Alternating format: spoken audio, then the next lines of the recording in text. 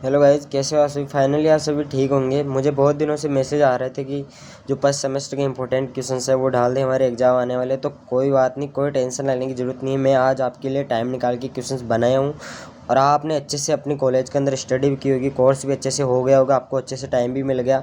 तो मैं ऐसा करता हूँ कि आप सबने तैयारी भी अच्छी सी कर ली होगी।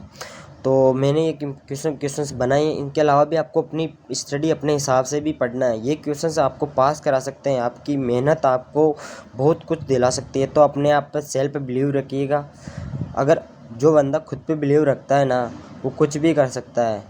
ये इंपॉर्टेंट क्वेश्चन सब मैंने आपके लिए बना दिए हैं। देखो, नर्व सिस्टम की जो ग्रॉस एनाटॉमी है वो पिछली बार क्वेश्चंस नहीं आया था। इस बार चांस है कि नर्व सिस्टम से बड़ा क्वेश्चन बन सकता है।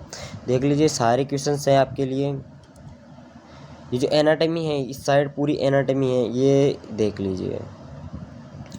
देखो, ब्लड का जो क्लासिफिकेशन आपको दिख रहा होगा, ये वाला क्वेश्चंस जो ब्लड के क्लासिफिकेशन है वो वेरी वेरी इंपॉर्टेंट है। पिछली बार नहीं आया तो इस बार चांस है कि ब्लड की एनाटॉमी यानी कि ब्लड का जो क्लासिफिकेशन है वो अच्छे से आ सकता है। आपको अच्छे से बताना है। अगर 5 नंबर का क्वेश्चन आता है तो उसके अंदर ऑलराउंडर डिस्क्राइब करना है, इसकी प्रोटीन प्लाज्मा के बारे में भी बताना है और ब्लड का जो RBC WBC और प्लेटलेट्स है उनके बारे में भी अच्छे से बता के आना है। ठीक है, एरिथ्रोसाइट्स जो है उसकी एनाटॉमी भी इसके अंदर बता के आ जाना, ताकि एग्जामिनर अच्छे से आपको नंबर दे सके। जो define and the blood pressure factors हैं वो फिजियोलॉजी का क्वेश्चन है, उसके अंदर कृपया करके फिजियोलॉजी के अंदर पढ़ लेना। उसके अंदर लिखने गलती से इधर लिख लिया था क्योंकि ये वेरी वेरी इंपॉर्टेंट क्वेश्चन है, इसलिए मैंने जल्दबाजी में यहाँ पे लिख दिया था।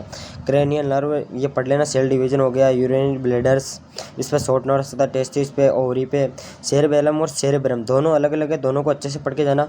देखिए, अब आपके लिए एक अच्छा सा क्वेश्चन आया है, हिस्टोलॉजी ऑफ स्पाइनल कॉर्ड। जो स्पाइनल कॉर्ड है वो वेरी वेरी इंपॉर्टेंट क्वेश्चन है क्योंकि इसका बहुत सालों से क्वेश्चन नहीं आया, ना ही फर्स्ट सेमेस्टर के अंदर आया था पिछली बार। तो अब की बार चांस है कि इस बार जो फर्स्ट सेमेस्टर का एग्जाम है उसके अंदर इसके क्वेश्चन आ सकता है।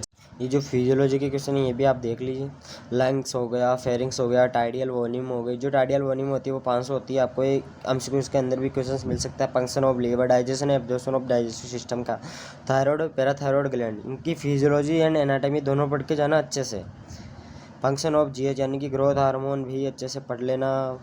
स्पर्मेटोजेनेसिस, इसके बहुत चांस थे कि फर्स्ट सेमेस्टर 2023 के अंदर ये आना था, बट ये इस बार बहुत ही आ सकता है। तो आप इसको ज़रूर पढ़ के जाना। स्पर्मेटोजेनेसिस बहुत इंपॉर्टेंट है आपके लिए। टेस्टिस, मेस्ट्रुअल साइकिल ये भी very very important. oogenesis very very important. Physiology of year यानी कि हियरिंग जो प्रोसेस है वो पूरी बतानी है अपने को ईयर के अंदर। लिम्फ नोड ये वेरी वेरी इंपॉर्टेंट क्वेश्चन है ब्रो, मतलब आप इसको लिख लो, ये एग्जाम में आपको 100% मिलेगा। फीमर आ गई।